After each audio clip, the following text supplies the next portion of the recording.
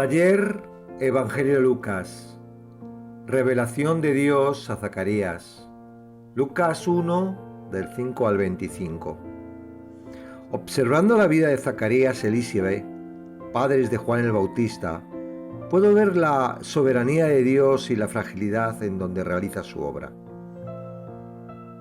Nos creemos que estamos preparados para comprender las cosas, para desarrollarnos en un mundo que según vamos creciendo, nos damos cuenta de que es totalmente hostil.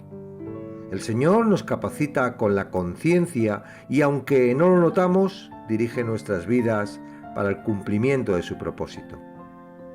Así lo observo en la vida de Zacarías y Elizabeth, dos personas justas delante de Dios, que andaban irreversibles en todos los mandamientos y ordenanzas del Señor. ¿Eran perfectos sin ningún pecado? Claro que no. No hay ni uno solo que, bajo los cielos, pueda ser justo por sus propias fuerzas, excepto Jesucristo. Por eso tuvo que morir, porque si hubiera habido una forma de justificarse sin la necesidad de Él, no hubiese hecho falta su sacrificio. Para poder entender cómo era Zacarías y Elizabeth, podemos mirarnos a nosotros mismos una vez que Jesús nos ha redimido. Antes de que Cristo pagara por nuestros pecados, todos los que esperaban la promesa del Mesías eran justificados por la fe. Luego, la fe en Cristo les permitía llevar una vida recta, agradable y perfecta ante Dios. Eran justos delante de Dios. Dios los consideraba justos, no por sus acciones, sino por su fe en Cristo. El pueblo de Israel llevaba 400 años en silencio desde la última profecía sobre el Mesías. Las circunstancias no eran muy favorables, dado que el silencio y la tardanza hacían que muchos, por su incredulidad, se volvieran a la apostasía. Aún así, Zacarías y Elizabeth mantenían la esperanza, claramente no por sus fuerzas o naturaleza, sino por la gracia y el plan preciso de Dios. Dios no permite que su redención se pierda en nuestras manos. Nos conoce, sabe nuestra debilidad. No puede permitir que su gloria se perjudique por nuestras deficiencias o debilidades. Creemos que Dios no tiene el control, que si nos descuidamos podemos estropearlo todo.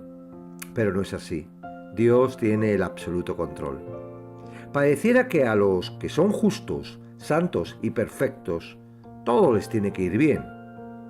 No obstante, dentro de los planes de Dios, en esta vida física, en ocasiones no coincide lo que nosotros pensamos que es bueno con lo que realmente es bueno para Dios.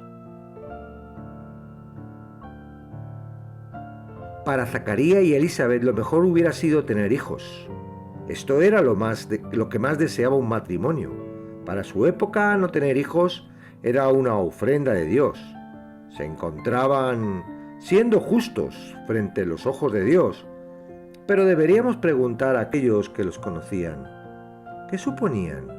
¿Qué pecados imaginaban que estaban cometiendo para que Dios no les hubiera concedido la bendición de tener hijos?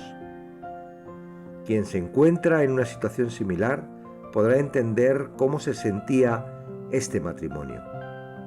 Mi hijo, durante el proceso de quimioterapia después de haberle quitado un tumor, sentía vergüenza al hablar de Jesús. ¿Cómo podré testimoniar de Él si no me ha librado de esto?, decía mientras era engañado por sus pensamientos. La oración de Zacarías y su esposa durante muchos años sería: Dios mío, proporciónanos un hijo. Tal vez ya hubieran desistido, dado que según el texto eran de edad avanzada. Esas oraciones habrían pasado a formar parte del grupo de oraciones que Dios nos las concede. No sabemos por qué, pero nos conformamos creyendo que no estamos en disposición de saberlo.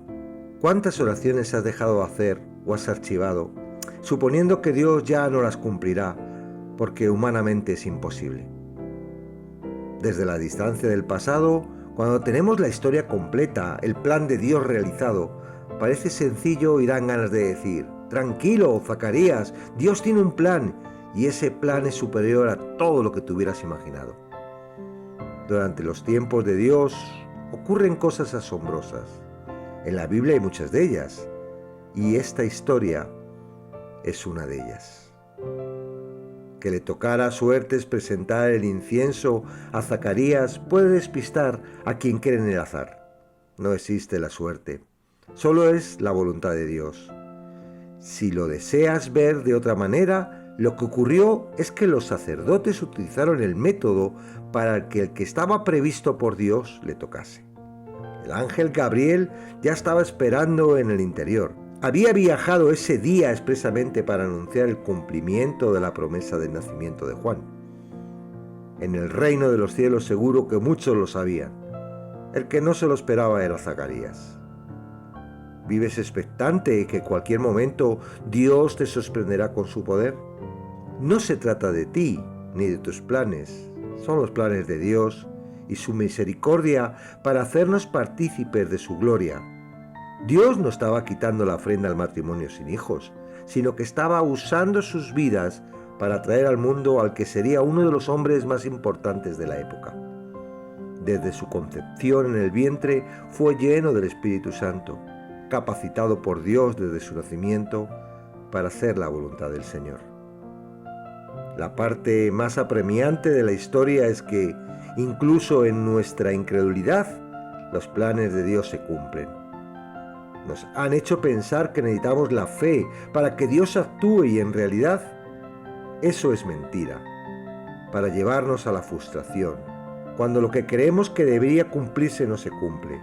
La impotencia, falta de sabiduría, debilidad, incredulidad y naturaleza caída no afecta en contra de Dios, sino en contra de nuestra estabilidad. Nos produce temor, desconfianza, nos separan de Dios, nos meten en la oscuridad y nos llevan a acciones pecaminosas para seguir acusándonos con mentiras de condenación, mientras la voluntad de Dios, buena, agradable y perfecta, continúa su camino. Necesitamos, como a Zacarías, que Dios nos deje mudos para no estorbar con nuestras palabras los planes que Dios ha decidido involucrarnos en el reino de los cielos. Mientras nos centramos en la forma en que podemos soportar lo mejor posible esta vida física, Dios nos prepara el camino para una vida eterna sin ningún problema a través de Jesucristo. Algo muy importante que nos llenará de gozo y alegría está a punto de pasar. No importa las circunstancias actuales, lo que hemos experimentado en nuestras vidas o cómo podemos interpretarlo. Todo está dispuesto por Dios para el cumplimiento de su promesa. Ahora, como Zacarías, esperamos el regreso de Jesucristo a por su novia. Esta es nuestra esperanza y por eso ahora servimos como sacerdotes. El Señor no retarda su promesa, según algunos la tiene por tardanza, sino que es paciente para con nosotros, no queriendo que ninguno perezca, sino que todos procedan al arrepentimiento. Segunda de Pedro 3:9. Verás el cumplimiento de las oraciones hechas en su voluntad. No las hiciste porque tú deseabas, fueron motivadas por Él para que te involucraras en lo que desde el principio estipuló, como con Juan el Bautista.